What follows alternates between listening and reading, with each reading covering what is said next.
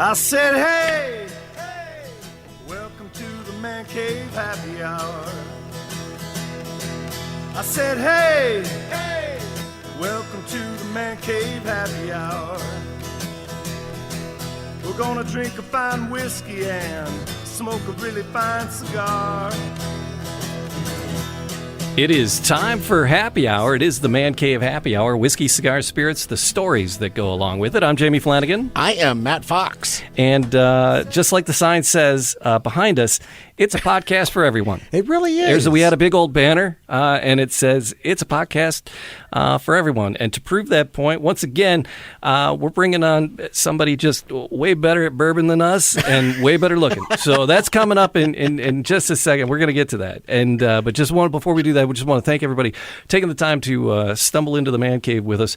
And please like, subscribe, collect, follow. Yeah. It's funny. I always look for the stalking button, and I because that's kind of my jam. And there's not one in there usually, most of them, but it's collect or follow, yes, or collect or follow. Ring the bell makes me want to go get tacos. When you start your own streaming service, you can put a stalking button in there if you want. I will. I'm going to. Yeah. I'd like to stalk this podcast, please. And after today, people might be stalking the Man Cave. All right. Anyhow. So it's a podcast for everyone, and the thing is, our guest today, just right out of the polar vortex, and she kind of shared it with us. The power's back on, and it's right out of Buffalo, New York. It's the Buffalo Bourbon Babe. Yep. Rachel, welcome to the Man Cave. Hello, Rachel. Hi, thanks for having me, guys. Absolutely. Absolutely a pleasure. You came across my timeline. I don't know if it was Instagram or Facebook, and I was just jealous. You pose with some of the most amazing bourbon bottles, and I'm like, oh my goodness. And then it turns out you work at a place that doesn't even focus on bourbon. I do, which is like the most... The weirdest thing about it is I've always worked, traditionally with bourbon. Mm-hmm. My most recent endeavor has been with Lockhouse Distilling, and we actually focus on gin. So it's been quite a 180 for me. Right. So, but before we get to all that, Rachel, we want to backtrack a little bit. Yeah. And Rachel, tell me about your childhood. Oh, my childhood. Ooh, we're going deep dive on this. Yeah, we are. I'm actually not from Buffalo. Oh, okay. It's funny. I'm from Long Island. I don't have an accent, though, which is really amazing. Mm-hmm. I feel like I don't really have a Buffalo accent either, though. We have like that really nasally, like the A's are super nasally, and I'm like, I don't really have a Buffalo accent, but I don't have a Long Island accent. But yeah, I'm actually originally from Long Island, moved to Buffalo when I was about 8. And here we are, still in Buffalo, still doing it, still dealing with the cold. But we got to 40 degrees today. So did we. Plus, because the other day it was 1 degree out here. So was it here. Yeah. God, it is brutal. Like, it has been such a mild winter here. And then as of recently, it's been horrible. And we're supposed to get another storm tomorrow into Thursday. Mm-hmm. I'm like, how are we going to go from 40 to snowstorm? Yeah, I don't know. I know, because I teach high school for a living. Yeah. And so the game on, Rachel, because I just got the call that there's a snow day tomorrow. Oh, so Mr. Flanagan does not have to go. I don't have to put on the Mr. Flanagan costume. All right. Good night, everybody. Have a good one. Appreciate it. I'm leaving. So, that means I don't have to behave myself, although I do have to get an Uber home. So. Yeah. Right. Yeah. Yes. So that's kind of the game plan with that. So, so what brought you into the world of spirits? What was your first experience with spirits? Because you said you did work with some bourbons. I did. So actually, when I was about 22, 23, I started working as a promotional model for Jack Daniel's and Deep Body Vodka. Okay. Again, a vodka though. So pretty much was doing a lot with Jack Daniel's. Really worked my way up, and there's a distillery in Rochester called Black Button Distilling. They do bourbon. They do an Empire Rye for New York State. They focus heavily on bourbon. They do have like a bourbon cream, which is phenomenal, as well as like a gin and vodka. So I applied to that position. You know, like I felt like I didn't really have, you know, the background in it. I've never done sales for a distillery. I was like, there's no way I'm going to get this. Like, it was on a whim. I just applied. I ended up getting the job. And I was like, okay, now what do we do? So now I'm in the world of bourbon, like fully into it. And, you know, I was working with them for a while, was at one of my accounts, which is actually a whiskey bar. It's called Lucky Day. It's here in Buffalo. It's one of my favorite places to go. It's one of the best whiskey accounts here. They have over 500. It's just a wall of whiskey. You walk in and it's overwhelming, but amazing. So I went in there to drop off some product one night, and this man was sitting at the bar. I was sitting by myself, and he's like, oh, like, are you here alone? And I was like, yeah, you know, like, this is one of my accounts. He's like, what do you mean? I'm like, oh, well, you know, like an account with work. I work with them. They carry a lot of my products. He's like, oh, I'm in town from Jersey, you know, explaining I'm in from work, this, that, and the other thing. I was recommended to come here. So I'm like, you know what? Let me buy you a cocktail. I'm like, let me, you know, give you the good old Western New York welcome. And he's like, I want to hire you. And I'm like, sir, I don't know what kind of lady you think I am. And he's like, no. I actually am the, you know, Northeast Territory Sales Manager of Devil's River Whiskey out of San Antonio. Wow. And I was like, wow, right place, right time situation. So I ended up signing a contract with them, worked for them as a New York State Territory Sales Manager up until when COVID hit. You know, things just kind of went downhill from there. I got furloughed. Then there is a distillery in Rochester called Iron Smoke Distilling. Oh my goodness. Okay. I got picked up by them as, you know, the pretty much upstate New York sales rep, and was with them for about 6 months. I got poached by Lockhouse, and now I'm with gin, which, again, it's been such a different transition, but it's almost kind of nice because bourbon's like my hobby. It's what I like to do on my downtime. I found that when I did work for a bourbon distillery, like having it as a hobby and having it 24/7 is so much. Like it's a lot, because then it's like work is hobby and hobby is work, and you don't get downtime and you almost get frustrated. So I've been in this industry probably since I've been 22. So it's been, you know, over 10 years now. It all started out with me applying to work for Jack Daniels and moving my way up to now I'm the director of business development at a distillery in Buffalo, which is kind of cool. That is fantastic. Yeah. So really the distillery that you're at now I didn't see a whiskey in the stable, is there?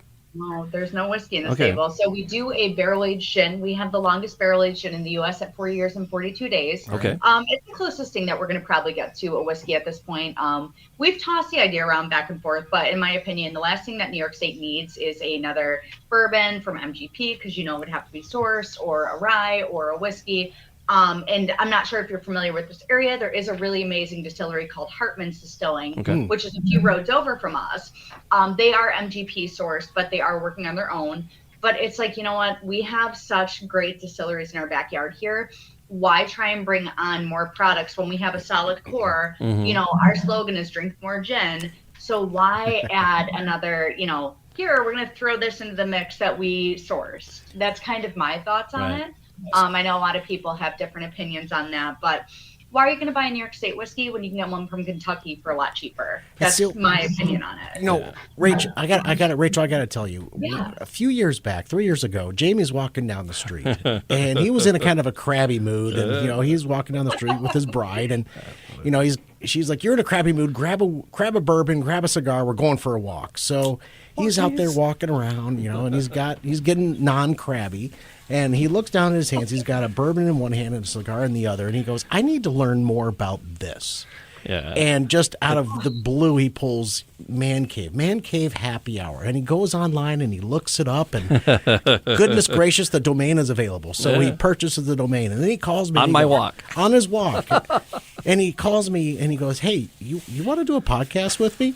And I said, "What's it called?" He said, "Man Cave Happy Hour." I said, "I'm in." He didn't have to say anything else because we wanted to learn about bourbon and whiskey and spirits and everything. And that's one of the things that we really want to understand is how people go about their process of making the spirit itself. Yeah. We've been to many distilleries around Detroit, Michigan area, and we've talked to a lot of distilleries across the world. We talked to one distillery out of Israel, right? Milk and honey.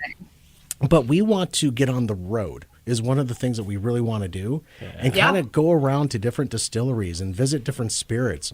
And that's one of the things we want to take Man Cave totally on the road in the next, I would say, over the next year and a half or so. Yeah, now that we can actually do it again. Yeah, now that we can, right? Right, now that everything's kind of opening back up again. Yeah. So and that leads me to the question, when you post-bourbon, post-whiskey career, what is one of the things that you miss or that you really enjoy about the whiskey now and the bourbon now? I mean, I miss a lot when it comes to like working with it because I know with Black Button, with Iron Smoke, like I knew the distillers. I could literally pick their brains about things and go into the distillery and even help them distill for a day. Okay. Really see the process of it, the barreling process, the aging process, go into a rick house, which is amazing to see in person because a lot of the times you see those things when you go to the Bourbon Trail. You don't really see them every day, and it's very guided. This was very like, I can wander around, I can do what I want to.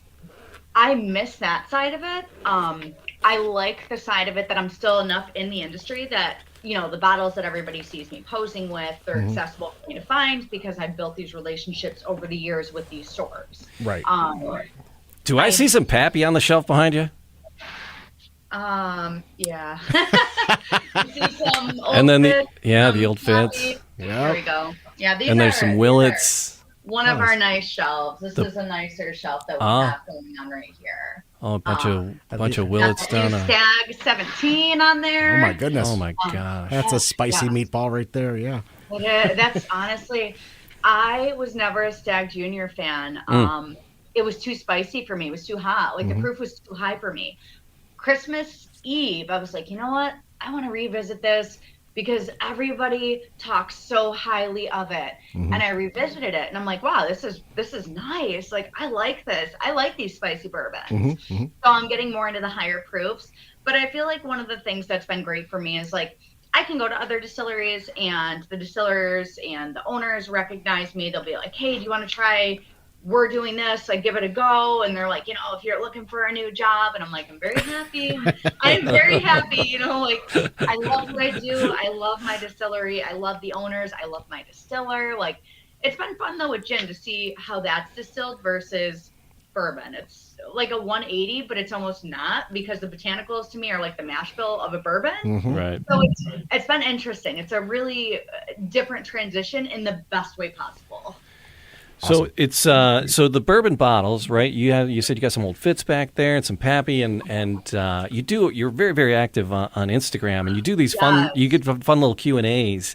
Except for I literally went into I got a sponsorship today with a cigar lounge. They sponsored me, which is super cool because I was like, wow, this is the coolest thing that happened to me. And I walk in, he's like, what's your favorite bourbon? Because every single person asks you, what's your favorite bourbon all the time? And I'm like, oh my God, do not ask me that. Yeah. Please don't ask me. And what's the proper way to drink it? I always do neat. I never do on the rocks. And some guy today was DMing me. He's like, should I be drinking it neat? And I'm like, honestly, I'm here to tell you, you are welcome to enjoy bourbon however you want to. You want it in a cocktail, put it in a cocktail. You want it neat, do it neat. You want to put it in the freezer and drink it like that. However you enjoy it is how it's meant to be enjoyed. And I'm like, don't let anybody ever tell you differently. Don't let people look down on you for putting ice in it, water in it, whatever you want to. That's like my biggest issue is now people like the bourbon snobs that are like, oh, if you're not drinking it straight, like leave people alone. Bourbon's meant to be enjoyed with friends. Yep. Stop. Exactly. Stop.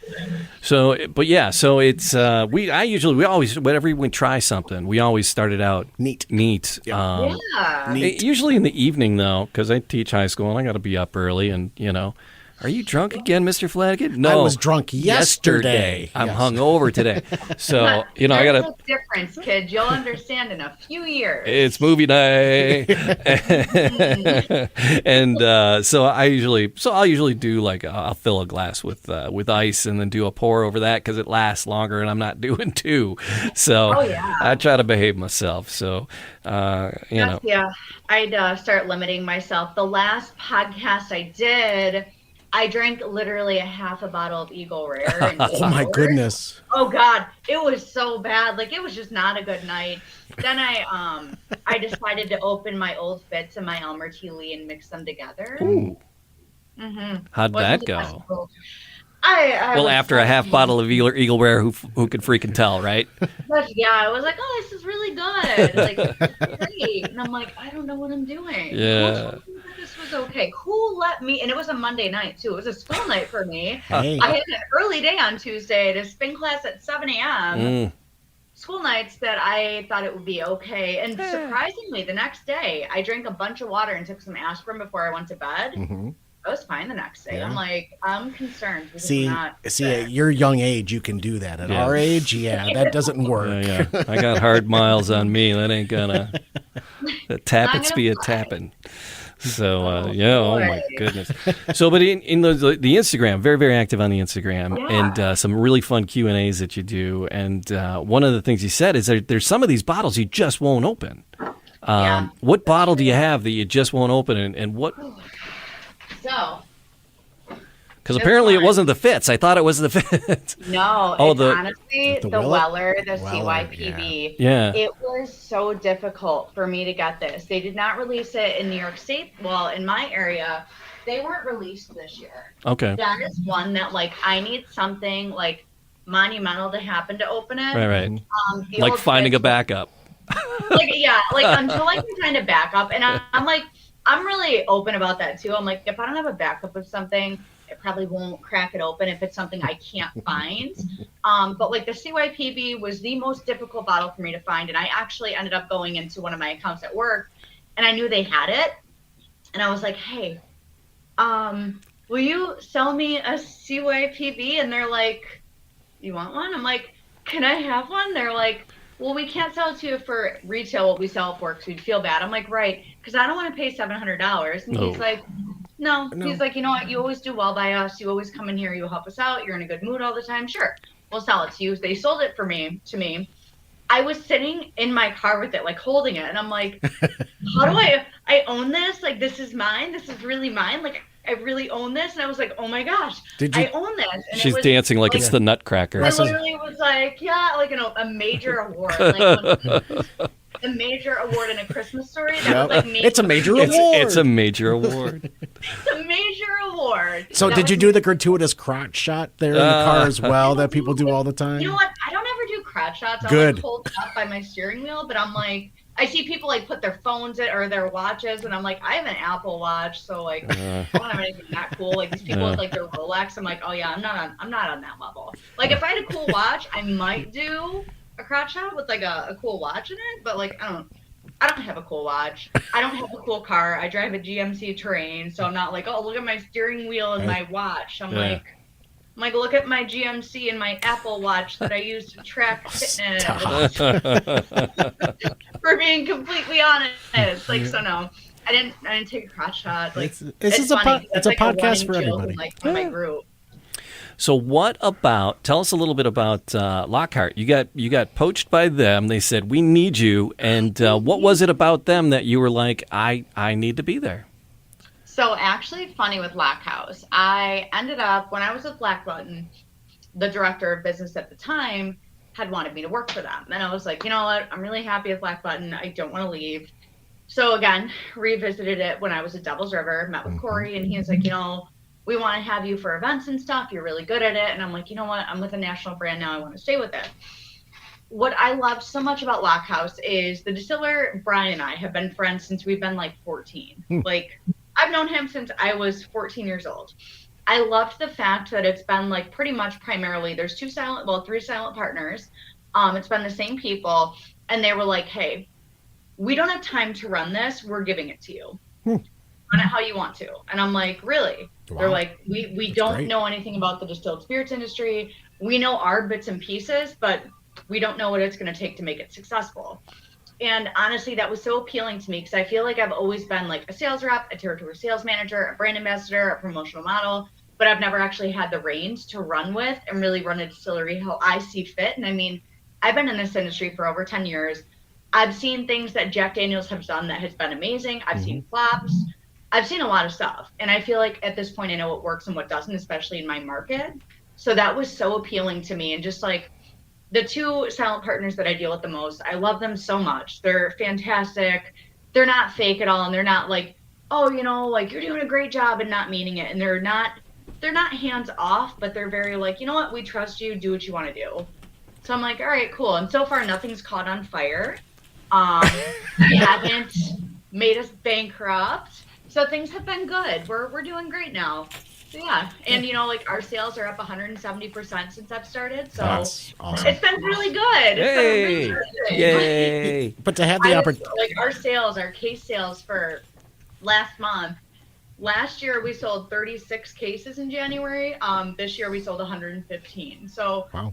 we're doing good. We're doing really great. I'm excited. Yeah. But So it's for that yep. opportunity to Yeah. go from the ground up, pretty much when it comes Yeah. to that spirit, that just had to be an amazing experience. And you're doing so well, and whatever you've done is working. So what's next? What's going to be happening over the next couple of years for the distillery?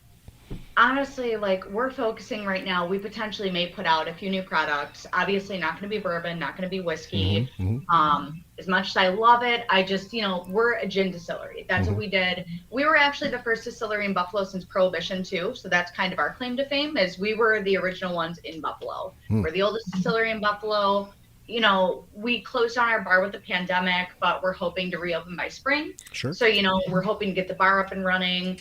We're really just hoping to grow everything, get into a bigger space, and we want to be on a national level. Sure. That's kind of my personal goal, is to take the distillery next level. Like we're in a few different states. I'm going to DC next, well, this month, it's February. I'm going to DC in a few weeks to really reopen that market because we have a Sakura gym, which is Cherry Blossom. They have the second largest or the first largest in the U.S. Cherry Blossom Festival. Buffalo's the second largest. Yep. But, you know, like we just want to be on a national level. Our coffee liqueur is fantastic. That's like our flagship spirit, which distilled with 13 pounds of espresso. We let it macerate for 3 weeks. So it is wow. I know. I'm like, I'm gonna have to send you guys a bottle. Just try it out. Yeah. Definitely send you guys a bottle of it if you like coffee. Yep. Yes. Hi. Save your I'm a t-shirt. banker. I'll drink coffee every day. I'll just send you guys out a bottle of it, but it's amazing. It's caffeinated. For every ounce of it, there's the equivalent of a 10-ounce cup of coffee caffeine-wise.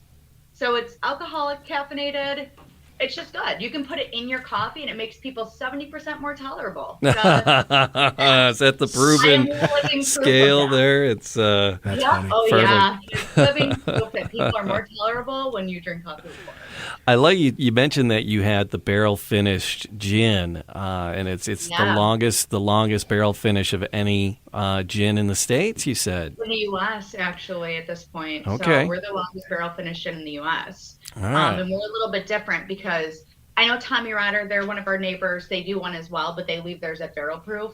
I haven't tried theirs, but I think that they use a bourbon barrel, and so does Black Button. We just use a virgin 3-char oak barrel from a cooperage up in the Adirondacks. Oh. So ours is very like, you're aging gin the way that you age a bourbon. Right. It's fantastic because to me, the way I approach it to people, it's for the gin drinker that wants to get into bourbon or the bourbon drinker that wants to approach gin. Right. You can do any cocktail with it that you would with gin or bourbon. It makes a fantastic old fashioned. It's great. And I mean, we have an Amaro too, which is an Italian digestif.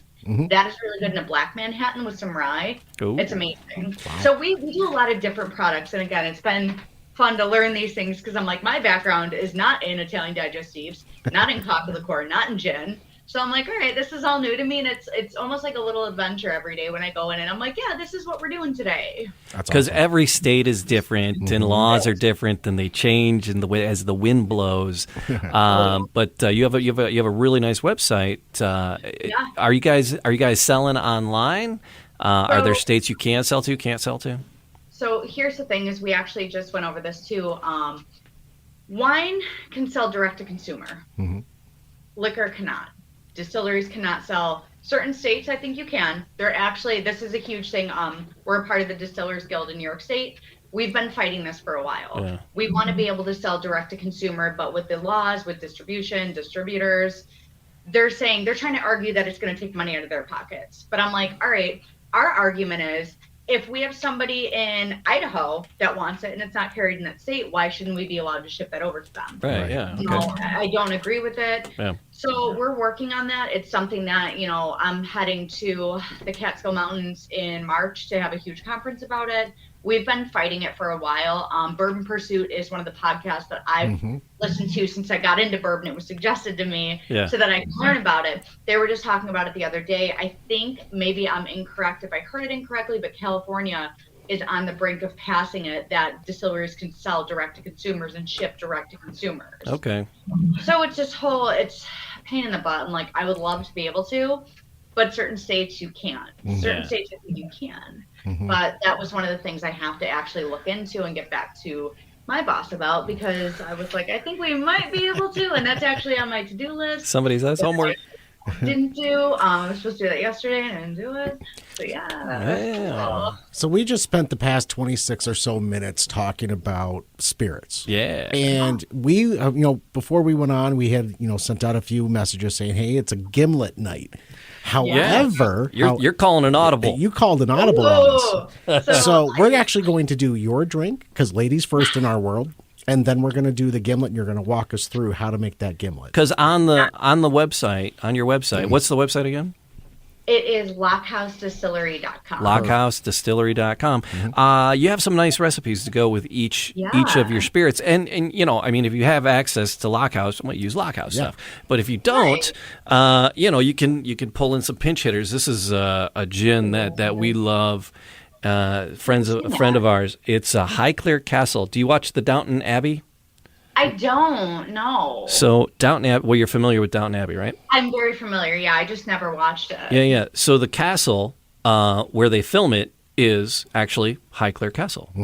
Interesting. And so the botanicals that are used in this cat Adam von Gutken. Perfect. He's from New England. New Hampshire. Yeah, something like that. He's up in New England there, and he partnered with Lord and Lady Carnarvon of Highclere Castle, and they came out with this. And the botanicals, most all the botanicals are from the Highclere Castle estate. And here's the thing: Lord Carnarvon's he's a big whiskey guy, and he loves that whiskey finish. And most gins don't have that whiskey finish, because a whiskey will. Well, hang on. What they did, they added to the basket. They added these very special oats that are only grown, and the Highclere estate is known for their oats. They feed most of the horses in England with these Highclere Castle oats. They put oats in the basket, and that the oats add this finish to it, this oiliness, so it gives this more of a whiskey finish. It's gorgeous straight, and it's I'm not we want to promote Lockhouse too, but this is if you're looking for a gorgeous gin, like that. And the bottle's gorgeous, and the people are awesome. So we pulled an audible, and we pulled out the Highclere gin. But what cocktail did you want to do? So we'll get to a gimlet with that coming up. But what recipe were you calling up? So this is one that I actually ended up making myself. So, it's not like an OG thing. Like, I've only done it. We have this gin. It's called Ginnamin. Ginnamin. Ooh. People are very apprehensive about it when they see it, because you think pine meets cinnamon. So we're a New York style gin, which means that we're distilled with at least 10 different botanicals. We do marshmallow root, cassis, which is a type of cinnamon. We do garden sage, balsam fir. We do a lot of different botanicals with it. This guy right here, we distill with Vietnamese and Indonesian cinnamon bark. So this essentially is Fireball without the aggressive burn to it. It does not taste like gin. To me, it's more of a liqueur. Okay. Fantastic. So what I like to do with it, and anytime I do a cocktail class, I always do a Ginnamin cider mule. Oh. So I was Yeah, like, we all right, we're gonna do that. we got none of that here. I know. We got I'm like, what can I make that's gonna be interesting? we don't got tin cups. We don't got. I'm like, I have a shaker. I have apples. Like we're See, doing I love the shaker. cider though. We have the shaker. Shaker's That's all about we as got. far as it goes. cider and like this, like a hot cinnamon cider is like my holy grail in the autumn time. That's like calling an audible and a hot toddy. You just do that instead. Yes. All right, so give us this. Now, what is it? What would you call this again? Cinnamon. It is going to be a cinnamon cider mule. Okay. If anybody has access to cinnamon, this is one of the best cocktails to make with it. It's my favorite, and I promise you, cinnamon does not taste like gin. So what I do is I slice up half an apple. I will take some of the slices, like a handful or so. Does it matter? Does it matter what type of apple? Granny Smith or Red Delicious? It depends. I like Granny Smith's, but right now I have Honeycrisp because that's what I eat. So I was like, I'm gonna do some Honeycrisp. Fair enough. You're gonna take it. You're gonna put it in that shaker, and you're gonna kind of muddle it in. Yep. Now you're gonna pour an ounce of the cinnamon. I like to wing it because sometimes you like a little more, sometimes you like a little less. Jamie, a little more for Santa Claus. A little bit more for Santa Claus. A little bit. You put the whole thing in. So you're gonna kind of muddle the apples into the cinnamon. Yeah. Now, what you're gonna do? You're gonna take your cider. We actually have a cidery by us called Mayer Brothers, and I always feel like a jerk when I don't use them because they're like local. But I'm like, whatever. So you're gonna take it. And you're going to put a little bit in there. You're not going to put an excessive amount. I would say probably 2 ounces. Again, we're over here winging it because I didn't grab a jigger. You're going to shake that. We're going to shake it. I'm not a bartender, but we're shaking it. It's good. We're doing it. So you're going to take that, and you are going to strain it into your cup. So. Ice cube, no ice cube. I actually have one of those round spears in here. Nice. I was like, all right, this thing won't actually melt that quickly. All right. Next, what you're gonna do, you're gonna take your ginger beer. I am very partial to Fever Tree. Yeah. I'm very partial to them. You're just gonna top this off with some of that ginger beer. Okay. Then you want to get fancy with it. You're gonna put some of those apple slices in there. Oh, it's there gonna you look go. real pretty. You can do like a cinnamon sugar rim too. I don't feel like it. No, do it. No, you don't have to. I was a little late on opening that up. So there you go. Cheers. It's a nice cocktail. It's good for like this weather. Honestly, it's better hot, but I wasn't really trying to be like, let's go in the kitchen and heat it up on the stove. Yep. Super easy though, honestly. Just these two things alone. You put these together, put them in a crock pot on low. It is the best thing. It tastes like a little apple crisp. Is the best way I can describe it. But yeah, just the cinnamon apple mule. I mean, I don't really have mule glasses either, those mule cups, because it looks like it's got a beautiful color to it. It really does. Yeah, like it's a really pretty cocktail. And like if I'm making these for a class, we will do simple syrup around the rim with a little bit of cinnamon sugar and like, just kind of put the apples on it. Yeah. It's a crowd pleaser because who doesn't like apple cider? And the cinnamon just gives it that really nice cinnamon kick to it and all those baking spices. Right.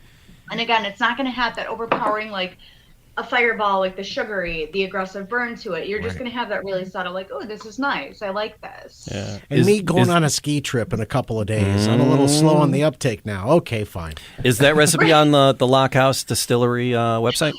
So we will be updating it to be included on there. Okay, cool. We're going to be redoing the website a little bit. Me and my boss, Tom, talked about that because we want to make it more user-friendly in the sense of if you are from New York City, because we are distributed in New York City, we want you to be able to go on there and click where you can find us. Yep.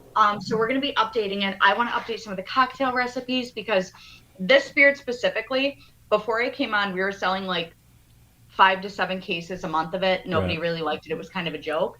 We go through 35 to 40 now a month because I focus heavily on the cinnamon. I wanted to do something different. Coffee's kind of, again, our flagship, our coffee and our vodka, but why not make something popular that isn't moving when it's it's so easy. Literally 2 ingredients and you have a great cocktail. Right. And how often is it that, like, you're going to a friend's house and you want to bring something with you. You don't want to stop and get 20 ingredients and then be like, oh, shoot, I forgot this. It's 2 things. It's super easy. And also, a lot of my accounts have taken that and have replaced Fireball with it because it's an easy shot. It's a really easy shot. And I mean, the kids like it.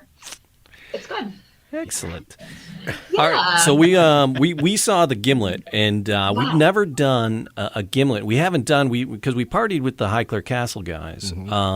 But we haven't really done a gin cocktail. Right. And so we wanted to do, and I'm like, the gimlet is a standard. Let's do the standard. Classic. So you want to walk us through the recipe for a gimlet, and I'm going to start filling things into a shaker here. I've got limes to cut. Yeah. Okay, so the limes are cut. That's perfect. So you're going to want to do about 2 ounces of gin in it. So give or take 2.5, depending on how boozy you want it. All right. You're going to do like a half an ounce of lime juice. So I'm going to say that's going to be like probably a whole lime because they're so tiny. Yeah. And then you're going to do a half ounce of simple syrup. You're going to put that all in the shaker. You're going to shake that up until well, and then you're going to just strain it. I like to put mine over ice because, again, like I like everything cocktail-wise chilled. Yeah. But you're going to strain that into a cocktail cup, and you're going to drink it. Oh. It's going to be good. All right, so we're squeezing the juice here. We're trying to nice little limes. those brand spanky new limes. How much are you getting out of that? Are those are winter limes? They are. Yeah, they're rock hard. Yeah, that's what happens. Did you leave them frozen in your car? I set them on the heater for a reason, Mr. Flanagan. Okay. Oh yeah, I was scolding you for having them on the freezer. Do we want to cheat a little bit? Yeah, go ahead and cheat a little bit. All right. We'll add it to this. Cheat that out. Put that, here, let me open that. I got a Fako Plastico. Look at that. I know, I was like, crap, do I go to the store and get limes? And I'm like, I really want to make this cinnamon cocktail because I feel like it's something that people haven't seen, and they're like, what the heck is cinnamon? And I'm like, let me enlighten you. So the measure on the lime was a half, right? Half ounce, give or take. I mean, all right, so we did one, and Mm-hmm. so we'll make 2 cocktails. Correct. All right, and so and the simple syrup was a half as well. It's going to be a half ounce as well. All right, so we got some. I just got some crappy store-bought simple syrup. Yeah, we've gotten to the point where we actually make our own. Do you make? Yeah, do you blend yours down? Do you do blends and things in the simple syrups themselves? Yep. Oh yeah. Yeah. I'm very, again, like, my biggest thing is if I'm making a cocktail, even like at home, I want it to be great. I don't like drinking things that are like half-assed. Right. Or I'm like, it's store-bought. Like, there's nothing wrong with that. But if I'm like making it myself, it's going to be like the full 9. Mm-hmm. Yeah. Was it 2 ounces of gin? 2 to 2.5, depending on how boozy you want it. All right. 2. So one of our good friends of the Man Cave, Tara was actually just named one of the top 100 bartenders of the Midwest. Really? Yeah. Of the country. Of the country. She's representing. She's like one of a handful from the Midwest. From the Midwest. Yeah. But she makes her own syrups, and she'll cook down astounding stuff. It's just amazing stuff that she makes, and her cocktails You can do so much with it, honestly, because I've done cocktail classes where it's been like, we've done a mule before with our vodka. It was a cranberry mule, and we made a cranberry simple syrup, and it wasn't supposed to taste at all, but it was amazing. Wow! All right, so juices you shake. Anything with the juice in it, you shake. Anything that's just spirits, you spin. You spin, you stir. Spin. That's the technical name for it. It's you spin them. So just if you didn't know that, we figured we'd mansplain that to you. Yeah, that was another one of your things. You're like, if one more dude tries to mansplain bourbon to me. I know more than you. Like, so, I'm not trying to be a jerk. And that's the thing. You're super safe with Matthew and I because we don't know nothing about nothing. So I love to hear it. Yeah, so that's what we turn. That's the whole purpose of the Man Cave. We turn to people who know what the hell they're talking about, right? To get the information, get professionals, and this is looking frothy and fun. This looks frothy and fun, and it looks pretty big. It's like, thank God I got a snow day tomorrow, and I don't have to go to school. Is all I'm saying. Jamie, you're driving me home. Yeah. Okay, all right, here we go.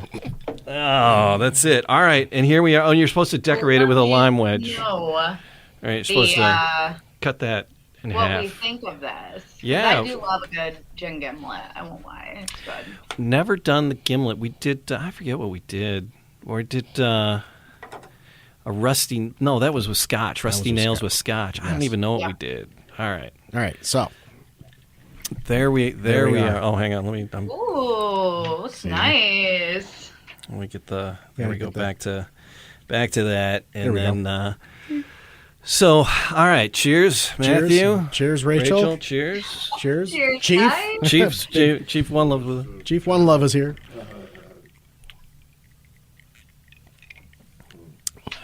Ooh, that's light. Oh yeah. I like that.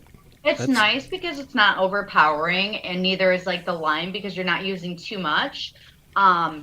What I actually like doing with Lockhouses, because we're a botanical forward, instead of using limes, I use cucumbers to really bring out those botanicals. Ooh. But like muddling a cucumber, I do a little bit of club soda and then the gin. You really taste all the botanicals in it.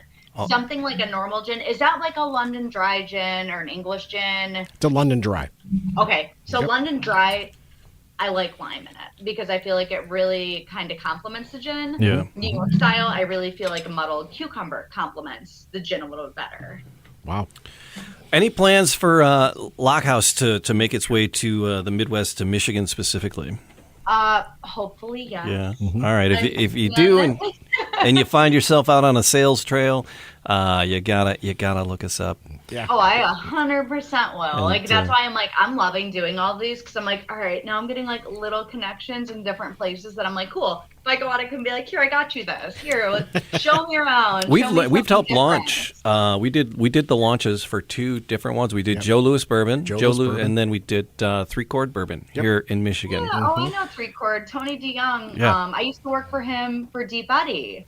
Yeah. I worked for him a while ago. Him and Paul Nanula now run 3-Chord. Yeah. They're very, very prominent in the Buffalo market as well. That's awesome. Tony did a fantastic job really building that brand up in this area. Yeah. I mean, he's anything I feel like he touches just kind of like turns to gold. He does a fantastic job. And that's one of the people that I actually like. I was like, wow, I just kind of have to like morph myself into kind of the way he is to really be successful in this industry. And he's always been the person to be like, kid, if you need any help, like reach out. I'm a phone call away. And he's always been fantastic. Yeah. All right. So as I was spinning our cocktail, Wayne checked in. He's like, I learned that in spin class. So, yeah. Thanks for checking in, Wayne. We appreciate when people join us in the man cave. You know what would be a lot of fun on the rim of this? Mm-hmm. A sugar rim. Okay. Yeah. Yeah, can see because it. again, the simple syrup, you're adding that subtle sweetness to it. So you have like a pure sugarcane rim. Like put some simple syrup around the rim and then dip it in sugar. Fantastic. I could just see me doing that. I'm going to put an umbrella in it and I'm done.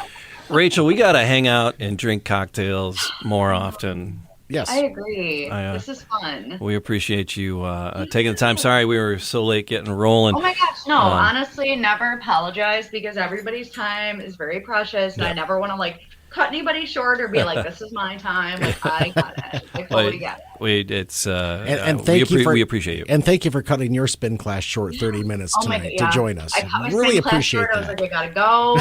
I'm leaving, and they're just kind of like, and I'm like, I have a podcast. I gotta go. Bye. I gotta go talk to these old. What is that? What is this podcast thing? What's I up? don't. They're like, what do you mean you're doing a podcast? I'm like, don't worry about it. I'm doing a podcast. You'll hear it later. Awesome, Rachel. It's been an absolute pleasure to have you. So it's Buffalo Bourbon Babe on Instagram, LockhouseDistillery.com on the web, and so there's a bar there, and people can come in and see you and see operations and get some cocktails.